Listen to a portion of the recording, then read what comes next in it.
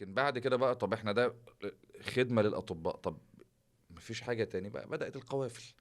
مم. القوافل بقى لخدمه المرضى والوصول ليهم او كده. القوافل الطبيه اللي هي كانت بقى في القرى وكده. اه. امم. لكن الى الان احنا بلا مأوى. ايوه. اه. بنروح للناس. كنا بننزل للقريه، وانا فاكر بقى حضرتك ما شاء الله كنت بتحشد لنا دكاتره الجامعه كلهم. ربنا يحفظهم، يا في ربنا ناس يبارك كتير فيك. بتحب كان التطوع. كان يعني ايام جميله اصلا. كنا آه. بننزل القريه، كان يوم الجمعه غالبا انا يعني. لسه والله لغايه دلوقتي بشوف البرومو بتاع اللي كنا عاملينه زمان، ايوه. قبل ما شاء الله الشغل في الاحترافي عزبه بتاع التصوير ده. سليم، عزبه بس سليم خالص. فعلا كل عمل بيبدأ صغير فعلا بشوف فعلا القوافل والناس ودار المسنين والقرى كانت ربنا يجعلها خالصة لوجه الله، كانت حاجة ربنا جميلة يا رب خالص. يبارك في رمزان حسنات اللهم بتاع. آمين.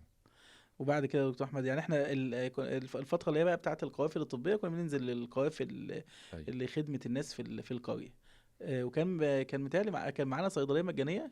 حضرتك اه. فاكر الصيدليه؟ الصيدلية المجانية، ايوه. آه. ربنا يا رب يبارك فيها بقى والدتي، ربنا يجزاها كل دكتور خير. احلام ربنا اه يحفظها دكتورة ويبارك احلام فيها. ربنا يحفظها. احنا الفكرة بدأت واحنا لسه كده نواب، طب العيانين ما بيلاقوش العلاج كله في المستشفى الحكومي، فقدمنا طلب والاساتذه دعموه، قدمناه في اداره المستشفى، عملنا المستشفى الصيدليه المجانيه. كنا بنجمع اي ادويه، عينات بتيجي من الناس وهكذا. وسبحان الله كانت بتخدم قطاع كبير وبتخدم في القوافل والكلام ده. امم. ففضل كان من ربنا سبحانه وتعالى بقى فكانت باب كويس قوي، حتى ما انا اذكر الوالده كانت بتطلع معانا في القوافل وكذا. ايوه ربنا يحفظها ويبارك ربنا يا فيها، رب والله يبارك ليها في جهد عمرها. ومجهود كبير، ربنا انا يحفظها ارسل لها ويبارك فيها. دعواتي من هنا، يعني ربنا يبارك في عمرها يا رب، ويجزيها خير ويبارك في والدتك يعني الله يا رب، يحفظك، الله امهاتنا يحفظك جميعا. الله يحفظك. نعم.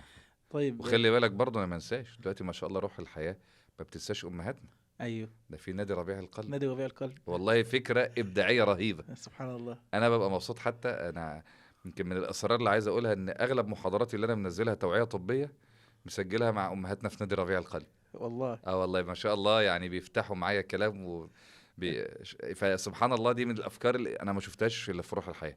كلام لا فيش، بس ان اهتمام بامهاتنا ان هم بدل ما قاعدين بيضيعوا وقت يسهروا مع بعض ومش عارف ايه، وما شاء الله الواحد شايف اقبالهم اكتر من ناس كتير وانتظامهم. ما شاء الله، لما اللهم باجي بارك. ادي المحاضره بيمضوني الاسم والتاريخ والعنوان المحاضره تعرفش وبتاع، تعدي منهم. شغل عالي بصراحه، ربنا يبارك ربنا فيه. يحفظهم يا رب. وربنا يحفظ امهاتنا يا رب. اللهم امين، اللهم امين.